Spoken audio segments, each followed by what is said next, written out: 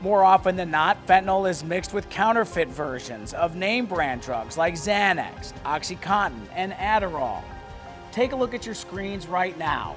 One pill, the real deal. The other, a fake, laced with deadly fentanyl. Would you be able to tell the difference if your life depended on it? Unfortunately, many can't. That was likely the case for 17-year-old Lucas Kazmaier, whose family lost him just weeks before his high school graduation. My friends Jan and Terry Kazmaier talked with me about the horror of losing Lucas and how they keep his memory alive. We live in a good neighborhood. We both have great jobs. We're immune to this because it's not going to happen to us. What would you say to them? There's no demographic. You know, if you were to go and see the pictures, you know, if you saw my kid, he was beautiful. He was popular. He was smart. Growing up, Lucas Kazmaier was a typical boy. Just a fun-loving person, and he really cared a lot about people. He was very smart. He really was vibrant kid. Mom Terry recalls the simple things made the best memories. Many of them happened in their kitchen. For me, it was Lucas and I both had a love of eating and cooking, preparing recipes. That was our thing.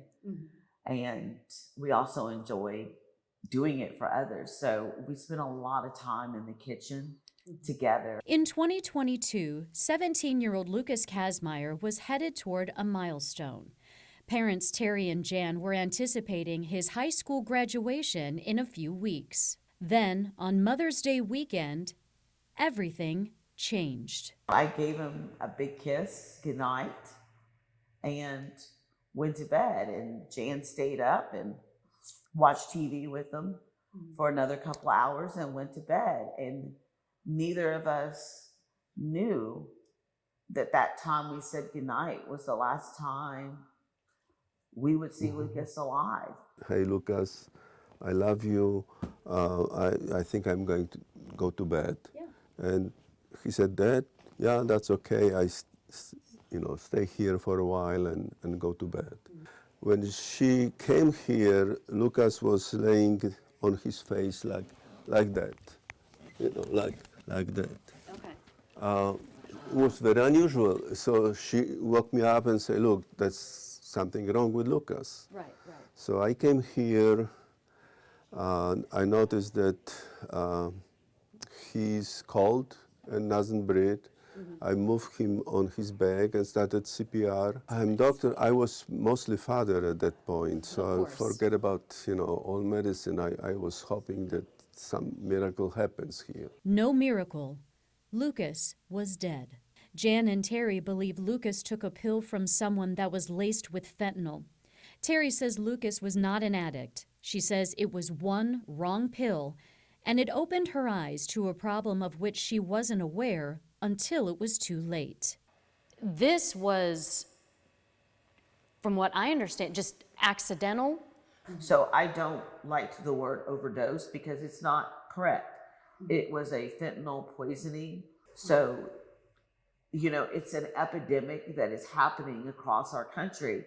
And I had no idea. Now, Terry and Jan cling to memories of Lucas. His bedroom, untouched. Photos in their home surround them and comfort them during dark days. Terry and Jan travel as a duo, Lucas always on their mind. The kitchen no longer holds spontaneous conversation, music, and laughter between mother and son, and no graduation. Lucas is forever 17. Now Mother's Day for Terry represents the joy of motherhood and grappling with a loss no mother would wish on another. This Mother's Day, I had a lot of his friends reach out because they loved him so much that they sent me all of these things on Mother's Day to me, because they go, we know Lucas would have done this for our mother. One wrong pill. A smart, vibrant young man with so much potential is gone, leaving his family wondering what could have been. We miss him so much. I miss, I only had Lucas. He was my only child. Jan is blessed with 2 other children, but I only had him.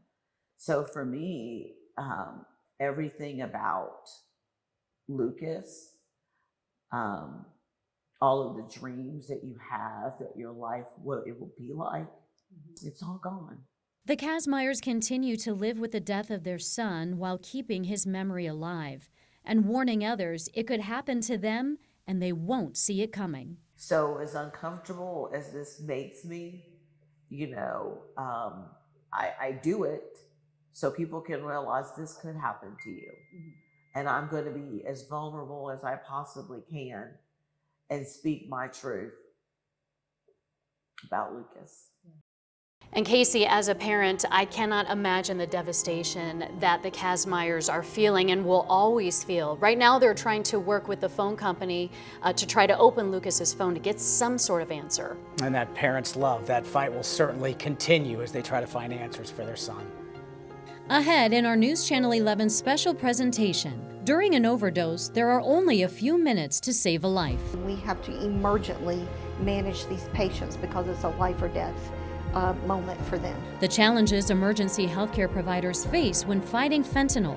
That's ahead on Deadly Dose, Families Fighting the Fentanyl Crisis.